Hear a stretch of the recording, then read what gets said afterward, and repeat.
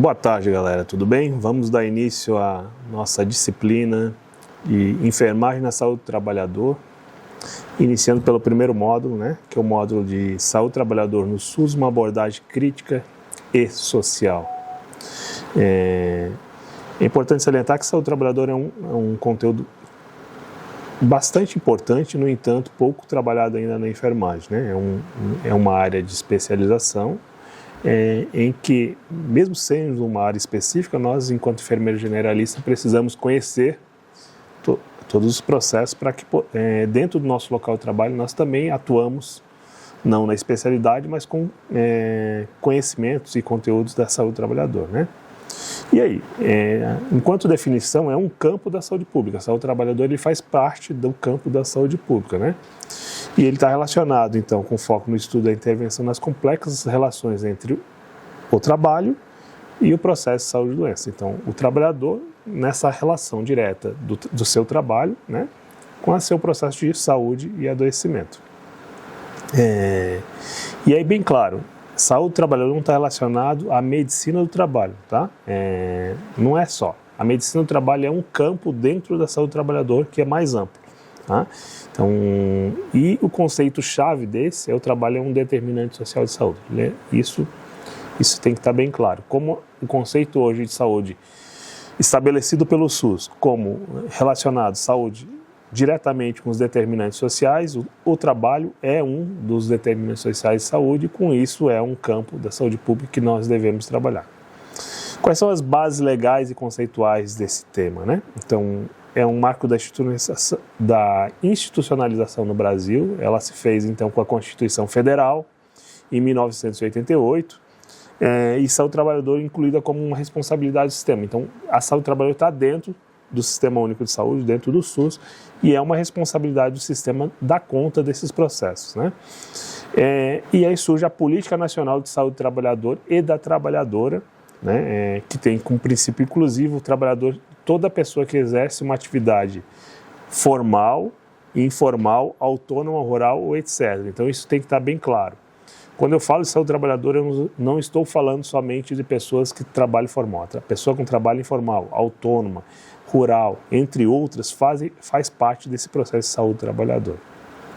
E quais são os 3 pilares dessa área, Primeiro, a vigilância e saúde do trabalhador, que é a VISAT, que é a identificação e intervenção nos ambientes de trabalho de risco para o adoecimento, A segunda é a assistência integral, que é o cuidado clínico, diagnóstico e a reabilitação do trabalhador e da trabalhadora no processo de adoecimento.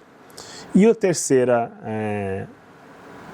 pilar é a promoção e proteção à saúde, que são ações educativas de controle social para modificar as condições de trabalho e melhorar a qualidade de trabalho. Então, quais são os 3 pilares? A VISAT, que é a vigilância e saúde do trabalhador. A segunda, assistência integral em todas as etapas, Então, pensando no cuidado clínico, diagnóstico e reabilitação, e na promoção à saúde, que é promoção e prevenção à saúde, ações educativas. Qual é o processo histórico da evolução da saúde do trabalhador e trabalhadora no Brasil, Então, primeiro a gente começa no processo pós-revolução industrial, que o foco principal desse tema era a compensação de acidentes. Então, a ideia de que a gente precisava retomar o trabalho, Então, e aí vem as leis trabalhistas incipientes, são as iniciais, A partir do Estado Novo, vem a regulamentação das relações de trabalho, e aí surge em 1943 a famosa CLT, que é com foco previdenciário.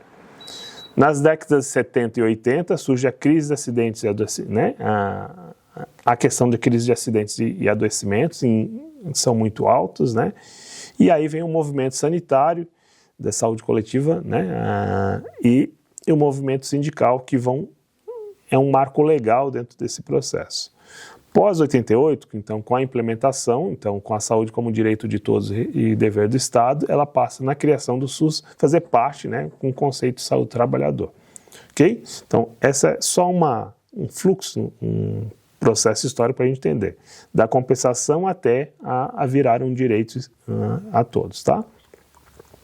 Qual é a rede de suporte da saúde do trabalhador e trabalhadora, né? Então ela começa pela RENAST e o papel estratégico do SEREST. O que é a RENAST? É a Rede Nacional Integral de Saúde do Trabalhador e da Trabalhadora, né? Que tem qual é o objetivo? Né? É um arranjo operacional que articula a rede de atenção de serviço, né? Atenção básica, atenção especializada, a vigilância e o SEREST, né? Nessa articulação do processo em rede.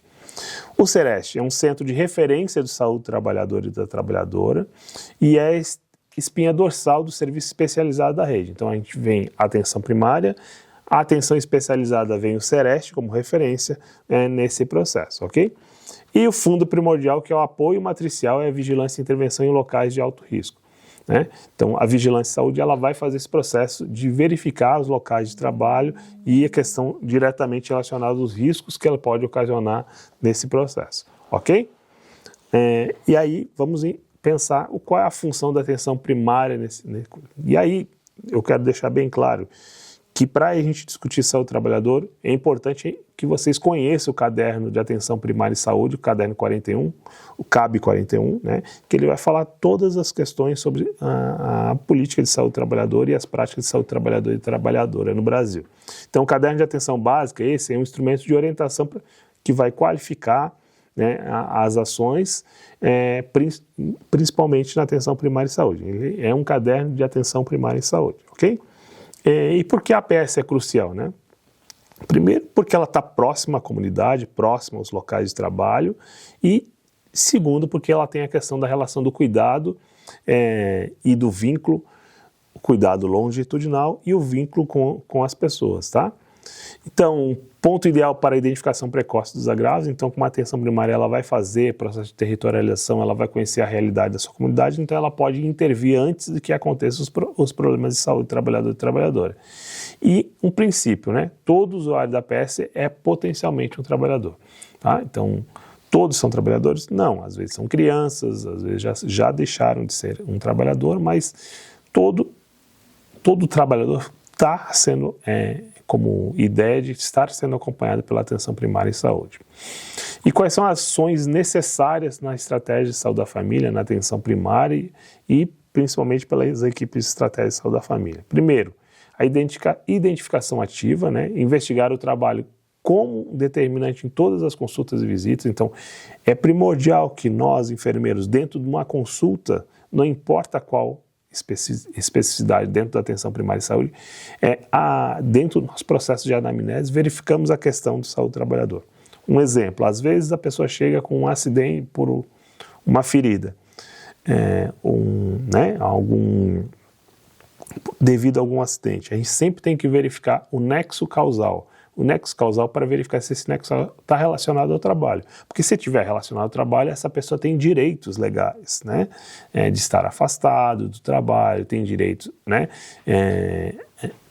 E também um outro ponto importante, nós temos que abrirmos, né, a CAT, né, que vai dar um dado epidemiológico para verificar a questão dos problemas de saúde do trabalhador e, com isso, criar ações e políticas públicas que possam diminuir o quadro de adoecimento, tá? O segundo ponto é a anamnese ocupacional mínima. Então, a gente precisa incluir perguntas-chave sobre o trabalho e a piora dos sintomas. Muitas vezes o quadro de um adoecimento pode estar relacionado ao trabalho, e aí a gente tem que verificar se tem alguma relação direta nesse processo. A notificação compulsória, quando é um acidente de trabalho, ela é determinada uma doença, né, um processo de notificação compulsória, que a gente precisa detectar, registrar e notificar os agravos lá no SINAM, que é o Sistema de Informação de Notificação Compulsória, né? SINAM significa o quê? Sistema de Informação de Agravos e Notificação, ok? E o objetivo é transformar um caso clínico em um dado epidemiológico. Então, eu pego uma situação, vou transformar isso num dado epidemiológico para poder acompanhar o perfil de acidentes que acontece ali.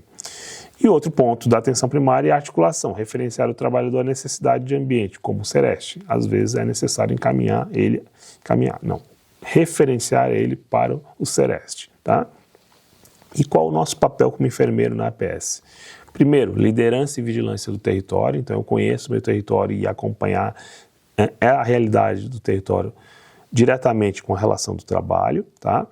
A vigilância e mapeamento dos riscos, então, realizar visitas domiciliares para identificar ofícios e atividades. Então, além de visitar a nossa área descrita, né, de estratégia de saúde da família, além de visitar as casas das pessoas, eu tenho que visitar também os comércios, as empresas locais, porque faz parte da minha área descrita. E ali eu consigo identificar os possíveis riscos de agravos relacionados ao trabalho, né? Tá?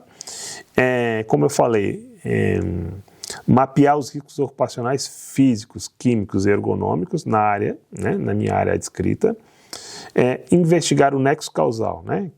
O que é o nexo causal? Tentar relacionar aquele acidente, aquela doença ao trabalho, né? Quando eu consigo fazer esse nexo causal, essa relação direta de que aquele problema está relacionado ao trabalho, tá? E realizar o acolhimento qualificado, formular a suspeita do nexo causal entre doença e trabalho, ok? Além disso, a promoção e prevenção à saúde, né?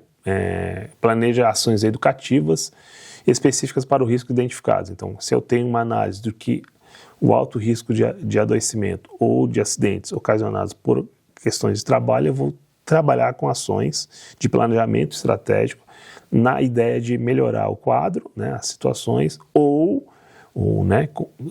não, ocasionando com isso a diminuição dos riscos de acidentes, né, Quais são os desafios atuais, né? A alta subnotificação, então muitas vezes dentro do atendimento, a gente não faz essa relação direta com o trabalho, e por isso a gente subnotifica, a gente não notifica esses quadros, tá? A grande taxa de informalidade do trabalho também causa um problema nessa relação, né? A baixa integração da intersetorialidade em saúde, trabalho e previdência, essa falta de articulação dessa intersetorialidade, e as novas formas de trabalho, que é trabalho e uberização. Importante saber, todo acidente ou adoecimento, o trabalho, ele é no local de trabalho ou em trânsito, tá? Então, se você sai de casa para o local de trabalho e nesse caminho, que é o caminho diário que você faz, de sua casa ao trabalho, acontece um acidente, isso é considerado um acidente de trabalho, ou na ida ou na volta.